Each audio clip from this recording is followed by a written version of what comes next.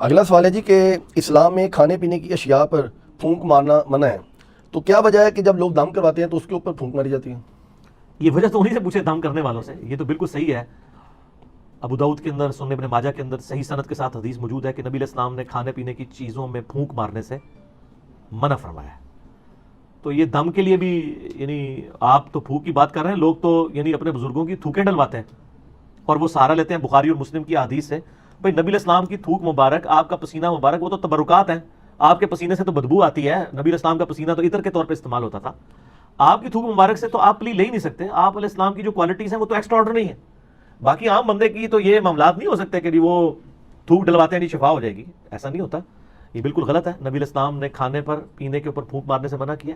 رہا دم والا معاملہ تو وہ بخاری مسلم میں موجود ہے کہ نبی علیہ السلام خود اپنے آپ کو بھی دم کیا کرتے تھے، المعوذات، آخری 3 صورتیں پڑھ کے، رات کو سونے سے پہلے 3 دفعہ پڑھ کے، یعنی 3 صورتیں ایک دفعہ پڑھی، پھونکا ہاتھوں پہ، پورے جسم پہ مل لیا، پھر دوسری بار، پھر تیسری بار۔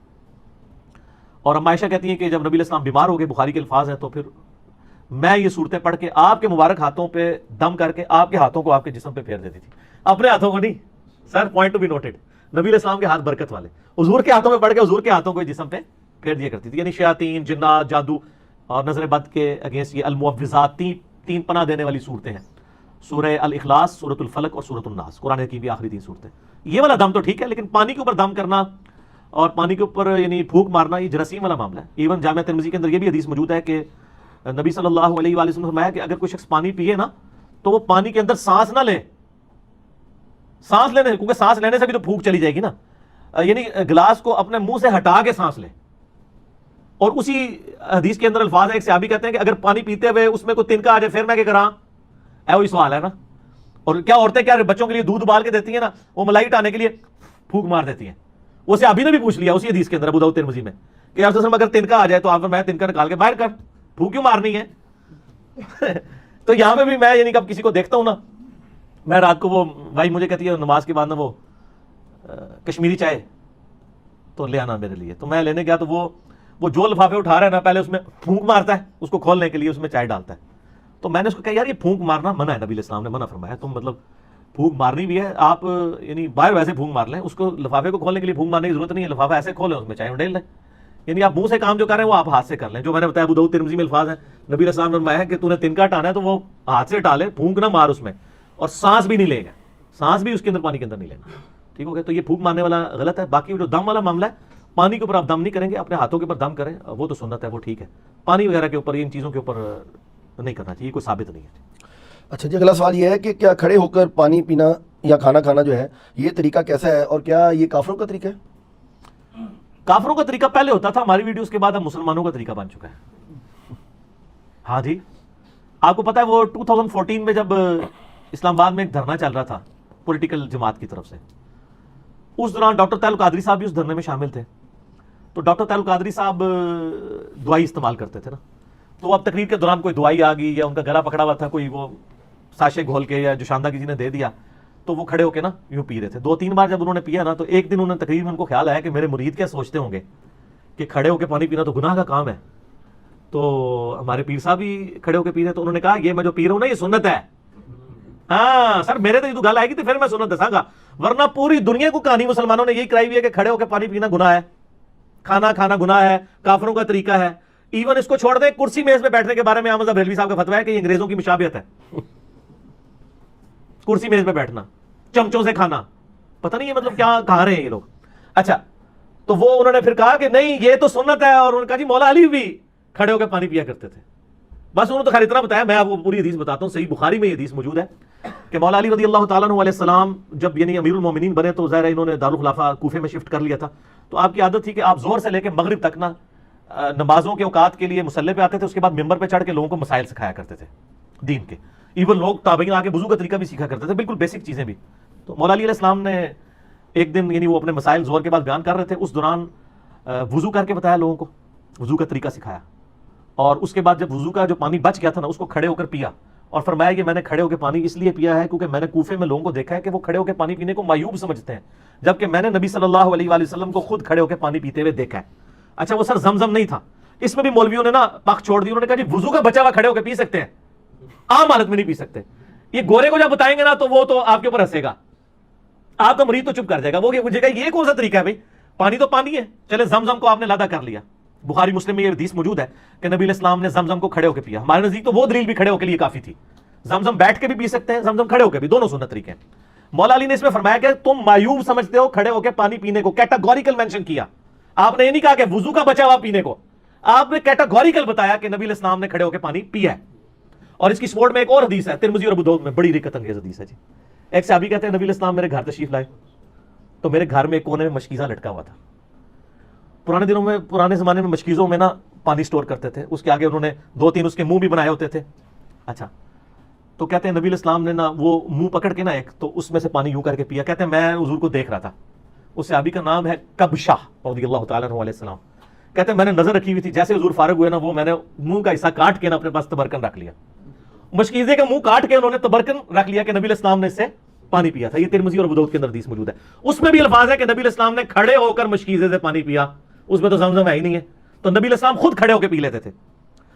پھر جامعہ ترمذی اور ابو داؤد کے اندر حدیث موجود ہے کہ نبی علیہ السلام کے زمانے میں عبداللہ بن عمر کہتے ہیں ہم کھڑے ہو کے کھانا بھی کھاتے تھے اور پانی بھی پیتے تھے آپ کے سامنے. اور یہ وہ تابعین کو بتا رہے ہیں, کیونکہ جب کوئی بتاتا ہے کہ اس زمانے میں, تو اس کا مطلب ہے کوئی ناسخ و منسوخ والا چکر ہی نہیں ہے.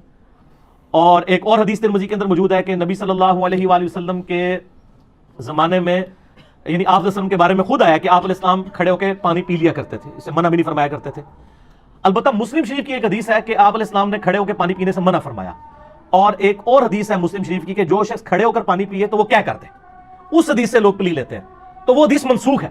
اس لیے مشکات میں آپ یہ دیکھیں گے نا حدیثیں ساری کٹھی ہیں, اس کے بعد وہ منسوخی والی حدیث ہے, یہ حدیث منسوخ ہے. آج کی ڈیٹ میں یہ منسوخ ہو چکا ہے, یعنی نبی علیہ السلام کا جو منع فرمانا تھا وہ منسوخ ہے. آپ نے خود کر کے بتایا, صحابہ کرام نے, عام صحابہ نہیں, امیر المومنین سیدنا علی نے, حضرت ابو بکر, عمر, عثمان تک بھی اگر کوئی حدیث چھپی ہوئی تھی تو حضرت علی کو تو پتہ ہی ہوگی نا, وہ تو ساروں کے ساتھ رہے ہیں.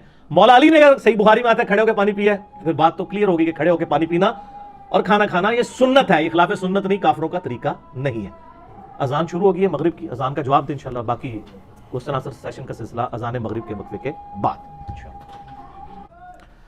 ہاں جی جناب, اذان مغرب کے وقفے کے بعد علمی و تحقیقی مجلس نمبر 39 میں آج 2 دسمبر 2018 کو سنڈے کے دن بقیہ کے کوسچن آنسر سیشنز کا سلسلہ شروع کرتے ہیں انشاءاللہ.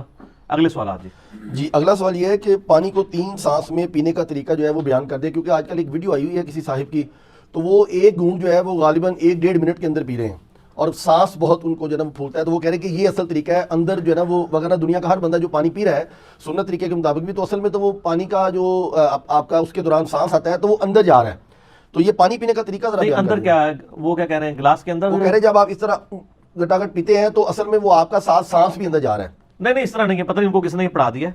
دیکھیں جی, صحیح بخاری اور مسلم میں حدیث ہے نبی علیہ السلام یعنی 3 سانس کے اندر پانی پیا کرتے تھے. پانی کے آغاز میں بسم اللہ الرحمن الرحیم اور اینڈ پہ الحمدللہ, یہ تو سنت تواتر کے ساتھ چل رہی ہے. مسلم شریف کے الفاظ ہیں کہ 3 سانس پانی پینے کے دوران 3 سانس لیا کرتے تھے نبی علیہ السلام. تو وہ یہ ہے کہ آپ یعنی پانی پیا, سانس لیا برتن ہٹا کے, پھر دوسری بار پیا, پھر سانس لیا, پھر تیسری بار پیا, پھر سانس لیا, پھر چوتھی بار پیا, یہ بھی درست ہوگا, یا تیسرا سانس اینڈ پہ لے لیں وہ بھی درست ہوگا. تو یہ سانس والا جو ایشو ہے وہ یعنی برتن کے اندر, اس سے تو نبی علیہ السلام نے منع فرمایا. میں نے جو پہلے حدیثیں بیان کی ہیں ابو داؤد کے اندر اور ابن ماجہ کے اندر حدیث موجود ہے کہ نبی صلی اللہ علیہ وآلہ وسلم نے برتن میں سانس لینے سے, پانی میں یعنی پھونک مارنے سے منع فرمایا. تو پھونک تو خود بخود ہو جائے گی, جب آپ بیچ میں سانس لے رہے ہوں گے تو ان کو اب سائنس نہیں نہ آتی, پانی پیتے ہوئے آپ جب سانس بیچ میں لے رہے ہوں گے تو پھونک ہی آ رہی ہوگی نا. پھونک چاہے منہ سے مارے چاہے ناک سے, وہ سانس تو نکالنا پڑے گا. اور پھر جو دوسری حدیث میں نے ابو داؤد اور ترمذی کی پیش کی ہے کہ نبی علیہ السلام نے فرمایا کہ برتن کے اندر کوئی چیز ہو تو اس کو نکال لو اور برتن کو الگ کر کے سانس لو, کیونکہ پھونک مارنے کے زمرے میں ہی آ جائے گا یہ. تو یہ پتہ نہیں کس نے ان کو طریقہ بتایا. ویسے تو ترمذی میں ایک علیحدہ سے حدیث بھی ہے, وہ روایت کمزور ہے اس لیے میں نے وہ پیش نہیں کی, جس میں آپ علیہ السلام نے واضح فرمایا کہ برتن کو علیحدہ کرو, پھر سانس لو, پھر پیو, اس طریقے سے. لیکن وہ کمزور روایت ہے. لیکن اس کے بعد مضبوط روایت ہمارے پاس موجود ہے ابو داؤد کے اندر, ترمذی کے اندر, کہ برتن کے اندر سانس نہ لو, الگ سے لو. اور جو ابو داؤد اور ابن ماجہ کی میں نے حدیث بتائی ہے کہ نبی صلی اللہ علیہ وآلہ وسلم نے پانی میں پھونک مارنے سے منع فرمایا.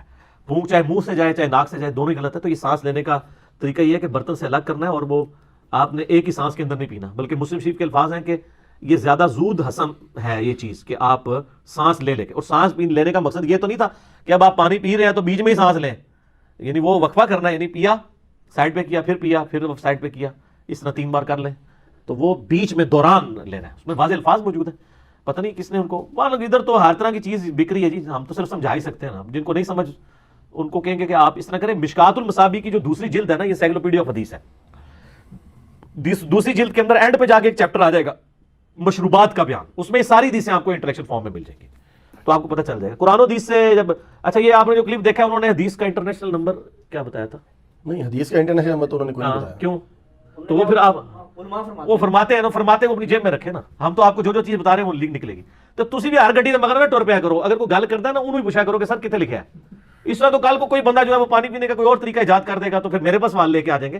سوال ان سے پوچھیں جو ڈیوائز کر رہے ہیں, ہم سے آپ جنرل پوچھیں کہ سنت طریقہ بتا دیں, ہم بتا دیں گے.